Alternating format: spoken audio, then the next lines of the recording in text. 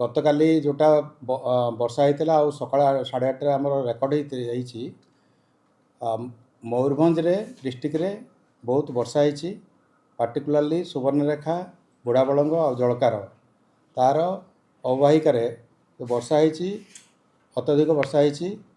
For example ମୟୂରଭଞ୍ଜରେ କୁଡ଼ିଅଣାରେ 320 mm ହେଇଛି, ଯେଉଁଟା ବହୁତ ଅଧିକ। ସେପରି ଶୁଳିଆପଦାରେ 250 mm, ସାରସକଣାରେ 249 mm, ବାଙ୍ଗିରିପୋଷିରେ 198 mm, ସାମଖୁଣ୍ଟାରେ 180 mm, ଜଳେଶ୍ୱରରେ 147 mm। ତାପରେ ଏମିତି ସବୁ ବହୁତ ଗୁଡ଼ିଏ ଜାଗାରେ ପ୍ରବଳ ବର୍ଷା ହେଇଛି, ଯାହାଫଳରେ କି ସୁବର୍ଣ୍ଣରେଖାରେ ଗୋଟେ ବନ୍ୟା ପରିସ୍ଥିତି ସୃଷ୍ଟି ହେଇଛି।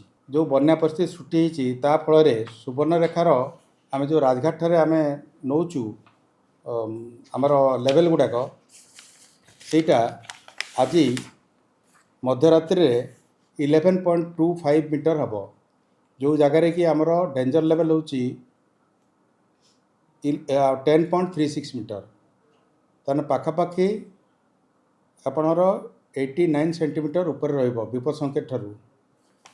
ତାକୁ ଆଖି ଆଗରେ ରଖିକରି ଜିଲ୍ଲା ପ୍ରଶାସନକୁ ସତର୍କ କରାଯାଇଛି, ଯେପରିକି ତଳିଆ ଅଞ୍ଚଳରେ ଇଭାକୁଏସନ୍ କାମ, ରିଲିଫ୍ କାମ ଏବଂ ଅନ୍ୟାନ୍ୟ ଏଲାଏଡ୍ ଆକ୍ଟିଭିଟିଜ୍ ଗୁଡ଼ାକ କରିହେବ।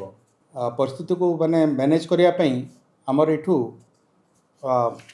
ଭୁବନେଶ୍ୱରରୁ ଜଣେ ଇଞ୍ଜିନିୟରିଂ ଚିଫ୍, ଜଣେ ଚିଫ୍ ଇଞ୍ଜିନିୟର ଯାଇଛନ୍ତି। ସେଠିକାର ଚିଫ୍ ଇଞ୍ଜିନିୟରଙ୍କୁ ସେ ସାହାଯ୍ୟ କରିବେ ସେ ବନ୍ୟା ମ୍ୟାନେଜମେଣ୍ଟରେ।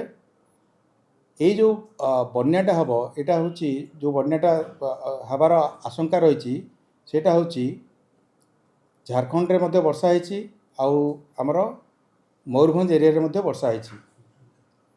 ଆଗାମୀ ଦିନରେ ଯେହେତୁ ରେଡ୍ ଆଲର୍ଟ ଅଛି ଝାଡ଼ଖଣ୍ଡରେ, ଆଉ ସେଇଟା ହେଉଛି ଚାନ୍ଦିଲ ଡ୍ୟାମ୍ର ଉପରମୁଣ୍ଡରେ, ତେଣୁକରି ବହୁତ ଜଳ ପ୍ରବେଶ କରିବ ଜଳଭଣ୍ଡାରରେ ଚାନ୍ଦିଲରେ ଏବଂ ସେଇଠୁ ପାଖାପାଖି 6000 କ୍ୟୁମେକ୍ସ ଡିସଚାର୍ଜ ସେମାନେ କରିବାକୁ ବାଧ୍ୟ ହୋଇପାରନ୍ତି। ଏଇଟା ହେଲେ ଆମର ଆହୁରି ଜଳସ୍ତରଟା ବଢ଼ିବ ସୁବର୍ଣ୍ଣରେଖାରେ ଏବଂ ପାଖାପାଖି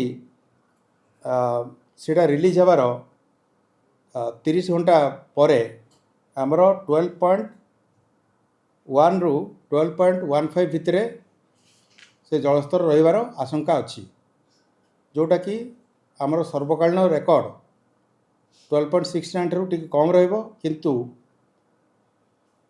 ଆମର ଯେଉଁ ବିପଦ ସଂକେତ ଅଛି 10.36 ତାଠୁ ଯଥେଷ୍ଟ ଉପରେ ରହିବ। ଏହାକୁ ଆଖି ଆଗରେ ରଖିକରି ଆମର ସବୁ ଅଫିସରମାନେ